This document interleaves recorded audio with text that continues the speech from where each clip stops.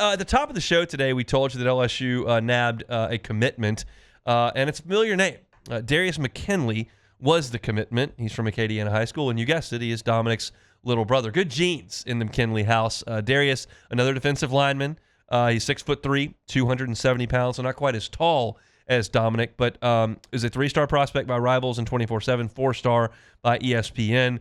Rivals ranks him as the number 17 player in the state. ESPN ranks him as the number 12 player in the state. But he had a really good offer list. Texas A&M, Texas, Florida, Oklahoma were all in the mix, and he picked LSU today. And he adds to a class now that is really starting to take some shape.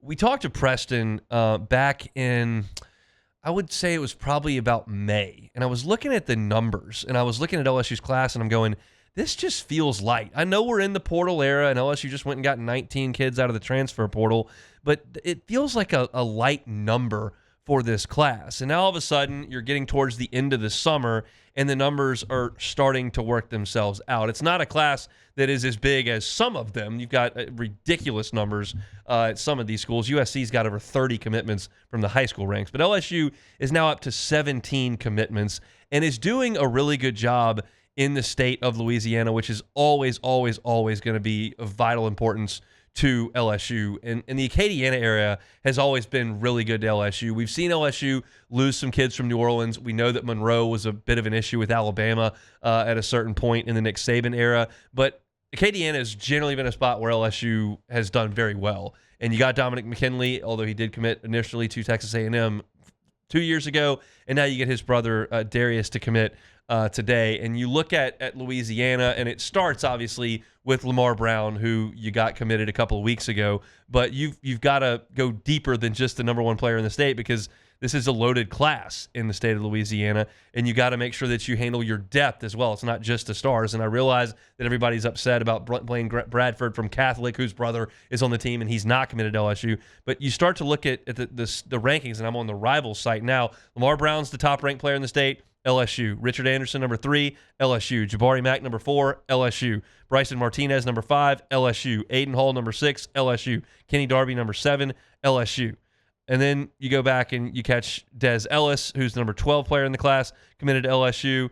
And then Isaiah Washington, number 15 player in the class, LSU. Darius McKinley, 16th in the class. He's committed to LSU. So that's 1, 2, 3, 4, 5, 6, 7, 8, 9 kids from inside the state of Louisiana, including what is 6 of the top 7 in the class, are all committed to Brian Kelly, Frank Wilson, and this staff at LSU. That is the lifeblood. I know that the portal is vital, and you've got to go to the transfer portal, and you've got to supplement your roster. And I know that sometimes you get Zalance Hurd, or to go out of state, Deshaun Womack, and those guys come in, and it just doesn't work.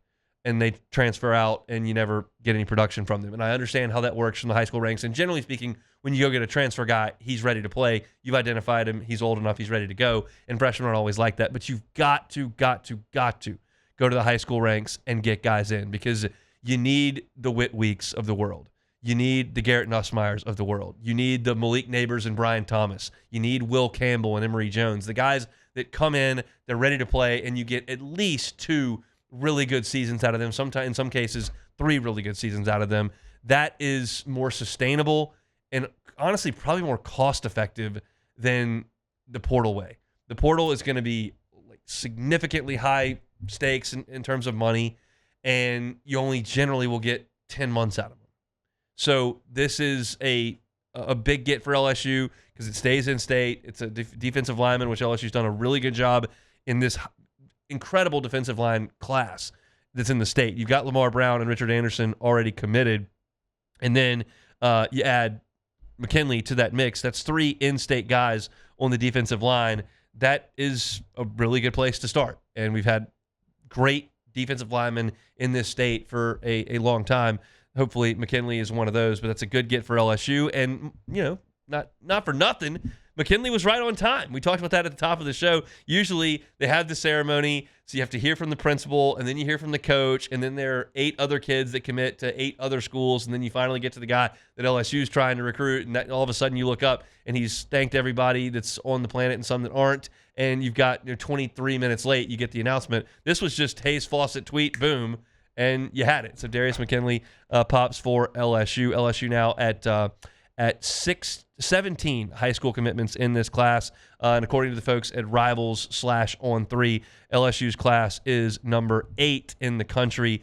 But of the top 8, LSU has fewer commitments than everyone except Oregon, who's at 60. And I mentioned USC, 32. Georgia's at 30. Notre Dame's at 26. Texas, 21. A&M's got 27 kids committed. Alabama at 21. And then LSU right there at 17. Ohio State right behind LSU at number 9 with 21 commitments. And then Miami, who continues to recruit pretty well. That rounds out the top 10. But this is a big class in Louisiana. LSU's done a good job of keeping everybody in state except Blaine Bradford that they want.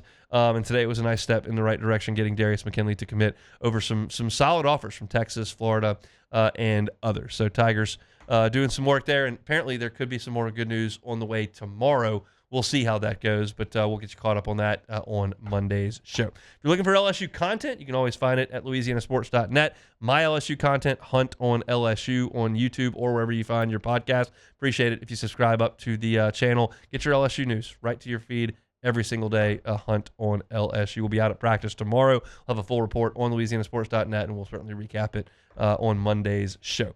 Hey, thanks for watching Hunt on LSU. Before you get out of here, do us a couple of favors. Hit that like button, leave your comments below, and subscribe to the channel for all your Fighting Tiger football talk. See you next time.